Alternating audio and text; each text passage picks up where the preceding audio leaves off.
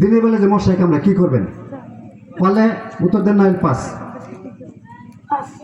উত্তর মশার কয়েল ব্যবহার করব। মশা ফর্সা নাকি কালো মানুষকে কামড়ায়? উত্তর বলে দেবেন ওখান থেকে প্লিজ। মশা ফর্সা মানুষের কামড়ায় না কালো মানুষের কামড়ায়? আচ্ছা উত্তর ভুল, কোনো বাস বিচার নাই তো।